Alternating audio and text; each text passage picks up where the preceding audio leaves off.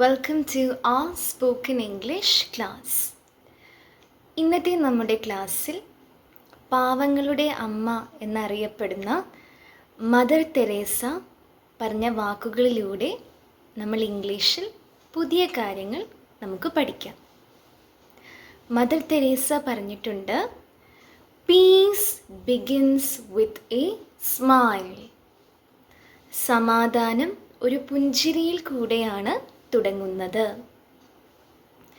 Mother Teresa അനേകം വ്യക്തികൾക്ക് സമാധാനം പകർന്ന ഒരു വ്യക്തിയാണ്. നൊബേൽ പ്രൈസ്, സമാധാനത്തിനുള്ള നൊബേൽ പ്രൈസ് 1979 മദർ തെരേസയ്ക്ക് ലഭിച്ചു. മദർ തെരേസ യൂറോപ്പിലാണ് ജനിച്ചത്. മദർ തെരേസയ്ക്ക് 8 വയസ്സുണ്ടായിരുന്ന സമയത്ത് അച്ഛൻ മരിച്ചുപോയി. പിന്നെയുള്ളത് അമ്മയും ചേച്ചിയുമായിരുന്നു. മദർ തെരേസയുടെ യഥാർത്ഥ പേര് ആഗ്നസ് ഗോൺസ ബുയാജിയോ എന്നായിരുന്നു. 12ാമത്തെ വയസ്സിൽ മദർ തെരേസ തീരുമാനമെടുത്തു, റിലീജിയസ് ആയിട്ട് ഓരോരോ കാര്യങ്ങൾ ചെയ്യും, റിലീജിയസ് ആയിട്ടുള്ള പ്രവൃത്തികൾ ചെയ്യും, ഒരു കന്യാസ്ത്രീ ആകണം എന്നൊരാഗ്രഹം, ദൃഢമായൊരാഗ്രഹം വന്നത് 12ാമത്തെ വയസ്സിലായിരുന്നു. അതിന് കാരണം ഇന്ത്യയിൽ, ബംഗാളിൽ അനേകം മിഷനറീസ്, അനേകം പ്രവർത്തനങ്ങൾ ചെയ്യുന്നത് മദർ തെരേസ വായിച്ചു. അങ്ങനെ 18ാമത്തെ വയസ്സിൽ മദർ തെരേസ വീട്ടിൽ നിന്നിറങ്ങി അയർലൻഡിൽ ഇംഗ്ലീഷ് പഠിക്കുവാൻ പോയി. അയർലൻഡിലെ അവിടെ ഒരു കോൺഗ്രിഗേഷനിൽ, ഒരു കൂട്ടായ്മയിൽ ജോയിൻ ചെയ്തു. കന്യാസ്ത്രീ ആകുവാൻ വേണ്ടിയിട്ട് അവിടുന്ന് ഇംഗ്ലീഷ് പഠിക്കുവാൻ കൂടെ വേണ്ടിയാണ് ജോയിൻ ചെയ്തത്. കാരണം ഇന്ത്യയിലേക്ക് വിടുന്ന മിഷണറീസിന് ഇംഗ്ലീഷ് അറിയണമെന്ന് ആ സമയത്ത് നിർബന്ധമായിരുന്നു. അങ്ങനെ 19ാമത്തെ വയസ്സിൽ മദർ തെരേസ ഇന്ത്യയിലെത്തി. അവിടെ സ്കൂളിൽ പഠിപ്പിക്കുകയും ചെയ്തു, കോൺവെൻറ്റിലൂടെ ഓരോ പ്രവർത്തനങ്ങളും ചെയ്തു. അങ്ങനെ ഒരിക്കൽ ട്രെയിനിൽ ട്രാവൽ ചെയ്യുന്ന സമയത്താണ് മദർ തെരേസ എഴുതിയിരിക്കുന്നത്, പെട്ടെന്ന് ഉള്ളിൽ നിന്ന് ഒരു വിളി വന്നു. കോൺവെൻറ്റിൽ മാത്രമായി പ്രവർത്തിക്കേണ്ട ആളല്ല മദർ തെരേസ, പാവങ്ങളുടെ നടുവിലേക്ക് ഇറങ്ങിച്ചെന്ന് പ്രവർത്തിക്കണമെന്ന് ഉള്ളിൽ നിന്നൊരു വിളി വന്നു എന്ന് മദർ തെരേസ രേഖപ്പെടുത്തുന്നുണ്ട്. അങ്ങനെ കോൺവെൻറ്റിൽ നിന്നിറങ്ങി മദർ തെരേസ സ്വന്തമായി മിഷണറി പ്രവർത്തനം ആരംഭിച്ചു. വെള്ളസാരി, അതിൽ 2 നീല ബോർഡർ മാത്രമുള്ള വെള്ളസാരി ഉടുത്താണ് മദർ തെരേസ പ്രവർത്തനം ആരംഭിച്ചത്.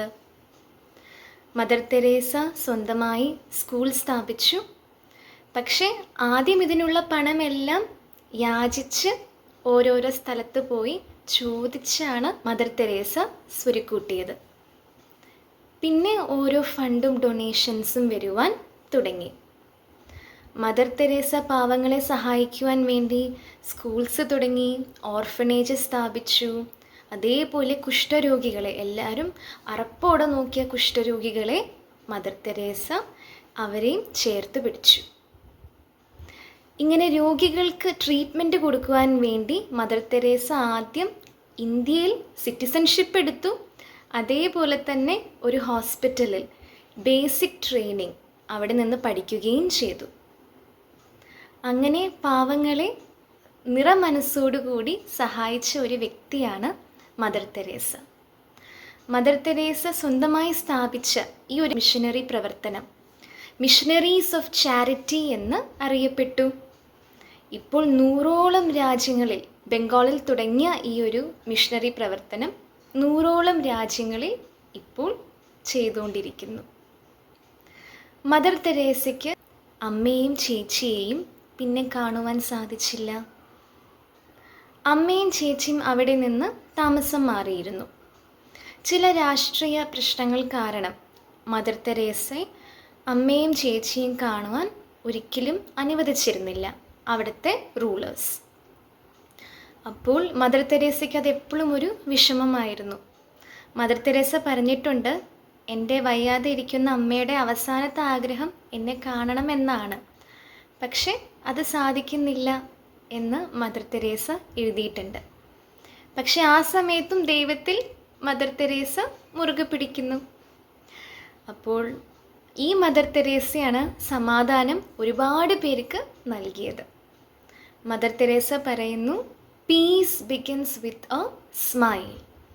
സ്വന്തം അമ്മയും ചേച്ചിയും കാണാൻ പറ്റാഞ്ഞിട്ടും ബാക്കിയുള്ളവർക്ക് ആ സമാധാനവും ആ പുഞ്ചിരിയും മദർ തെരേസ ഒരുപാട് നൽകി. ഈ ഒരു കോട്ടോടു കൂടിയാണ് നമ്മളിന്ന് നമ്മുടെ ഇംഗ്ലീഷ് ക്ലാസ് ആരംഭിക്കുന്നത്. Piece begins with a smile. സമാധാനം ഒരു പുഞ്ചിരിയോട് കൂടി ആണ് ആരംഭിക്കുന്നത്. നമ്മൾ നമ്മുടെ ക്ലാസ്സിൽ ഇന്ന് നോക്കാൻ പോകുന്ന വാക്കാണ് വിത്ത്. കൂടെ എന്ന അർത്ഥമാണ് വിത്തിന് വരുന്നത്. നമ്മുടെ കൊട്ടേഷൻ ഒന്നും കൂടെ നോക്കിക്കേ. Piece begins with a smile. സമാധാനം തുടങ്ങുന്നത് ഒരു പുഞ്ചിരിയോട് കൂടെയാണ്. കൂടെ എന്ന വാക്കാണ് വിത്ത്. അപ്പോൾ നമുക്ക് വിത്ത് കൊണ്ട് കുറച്ച് സെൻറ്റൻസസ് നോക്കാം. അപ്പോൾ നമ്മൾ പറയുകയാണ്, ഡു ഇറ്റ് വിത്ത് കെയർ. അത് ശ്രദ്ധയോടെ ചെയ്യൂ. ആദ്യം നമ്മൾ ആക്ഷൻ പറയുക, ഡു. അതിനുശേഷം എന്താണോ നമ്മൾ പറയുന്നത് അത് പറയുക. അത് ശ്രദ്ധയോടെ ചെയ്യൂ എന്നാണ് നമ്മൾ പറയുന്നത്. അത് എന്ന് വരുമ്പോൾ ഇറ്റ്. Do it ശ്രദ്ധയോടുകൂടെ. ആദ്യം കൂടെ വയ്ക്കുക, വിത്ത്. ഇനി എങ്ങനെ ചെയ്യണം? ശ്രദ്ധയോടുകൂടെ. ശ്രദ്ധ, care. Do it with care. ശ്രദ്ധയോടുകൂടെ അത് ചെയ്യൂ. സ്നേഹത്തോടു കൂടെ അത് ചെയ്യൂ എന്നെങ്ങനെ പറയും? നമ്മൾ ദേഷ്യപ്പെട്ട് ചെയ്താൽ അത് ശരിയാവില്ലല്ലോ. സ്നേഹത്തോടു കൂടെ അത് ചെയ്യൂ. Do it with love. Do it with love. ആത്മാർത്ഥതയോടു കൂടെ അത് ചെയ്യൂ. അതെങ്ങനെ പറയും? Very good. ആദ്യം നമ്മൾ ചെയ്യുക എന്ന വാക്ക് വയ്ക്കുക, ഡു. അതിനുശേഷം എന്ത്? അത് ചെയ്യൂ എന്നാണ് പറയുന്നത്. Do that. ഇനി കൂടെ എന്ന വാക്ക് വിത്ത്. അതിനുശേഷം എങ്ങനെ നമ്മൾ ചെയ്യണം എന്നാണ് പറയുന്നത്? Do it with sincerity. സന്തോഷത്തോടു കൂടെ അത് ചെയ്യൂ എന്നെങ്ങനെ പറയും? Do it with happiness. Do it with happiness. അപ്പോൾ ഈ രീതിയിൽ നമുക്ക് വിത്ത് യൂസ് ചെയ്യുവാൻ സാധിക്കും. ഇനി നമുക്ക് വേറൊരു എക്സാമ്പിൾ എടുക്കാം.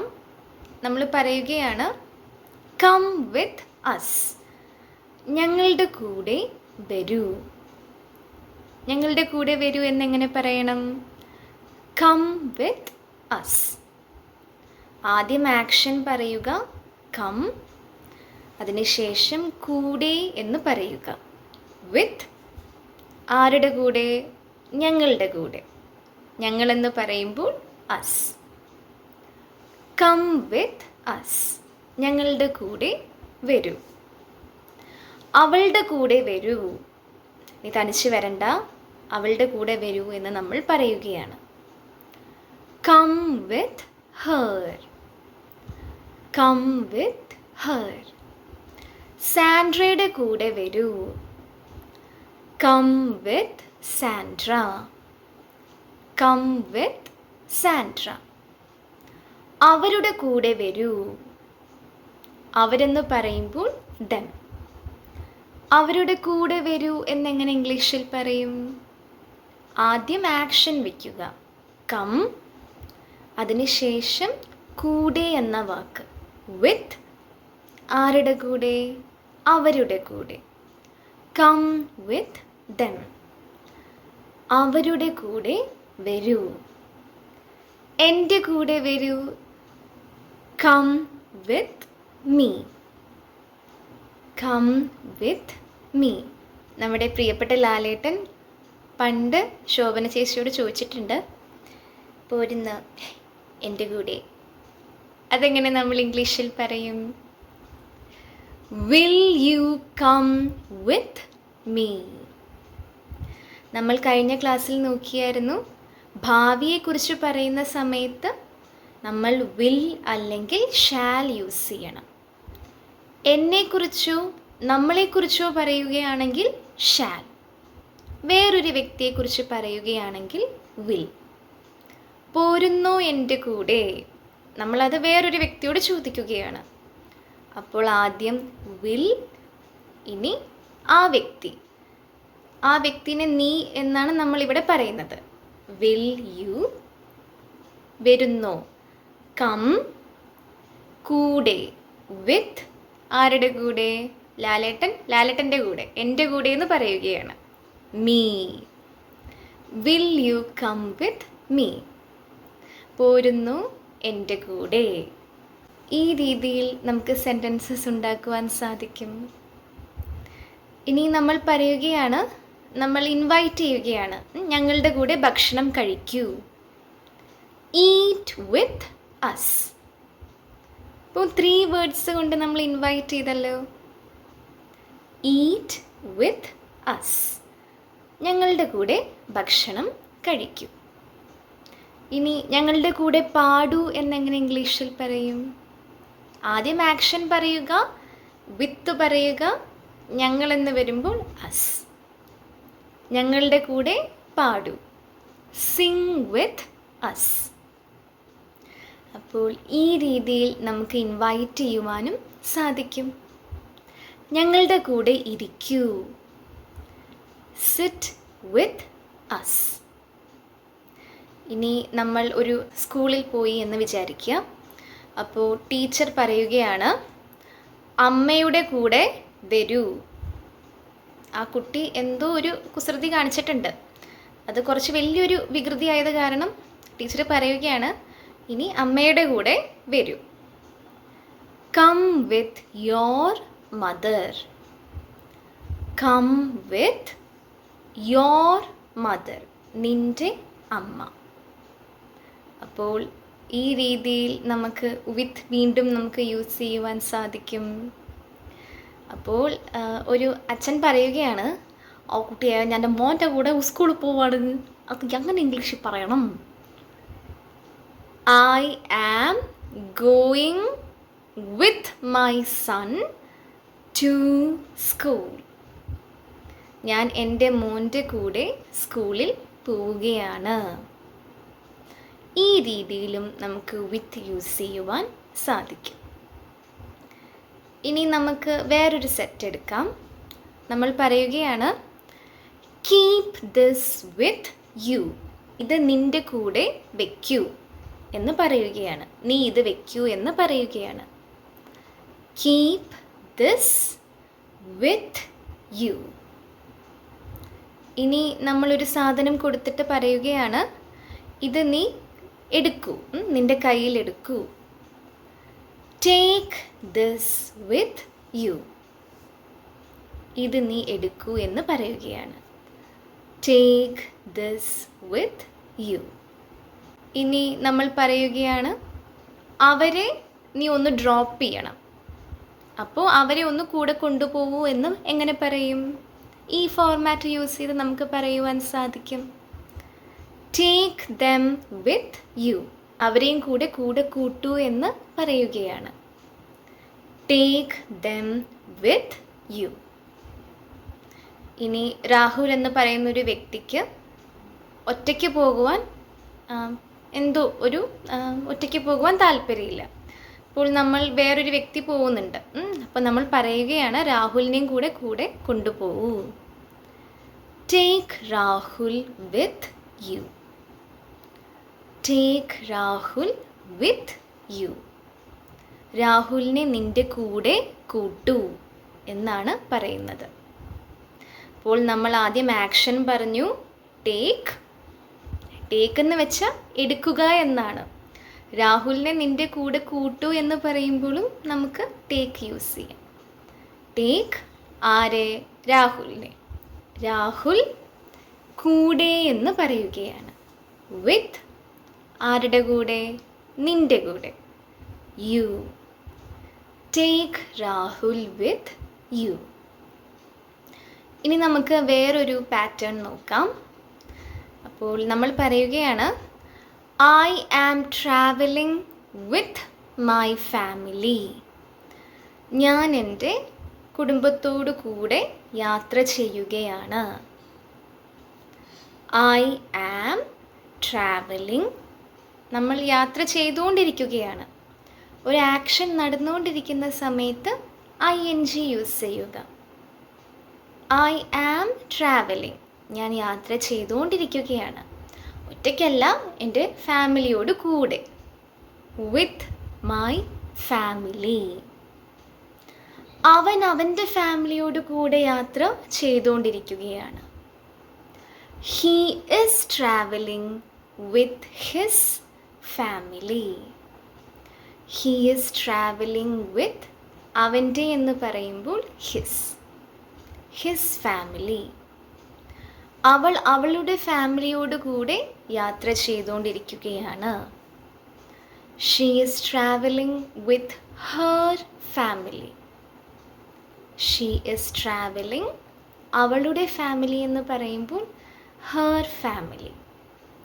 ഞങ്ങൾ ഞങ്ങളുടെ ഫ്രണ്ട്സിൻ്റെ കൂടെ യാത്ര ചെയ്തുകൊണ്ടിരിക്കുകയാണ്. ഞങ്ങൾ എന്ന് പറയുമ്പോൾ വി. നമ്മൾ പഠിച്ചായിരുന്നു, ഒന്നിൽ കൂടുതൽ വ്യക്തികളുള്ള സമയത്ത് ആർ യൂസ് ചെയ്യണം.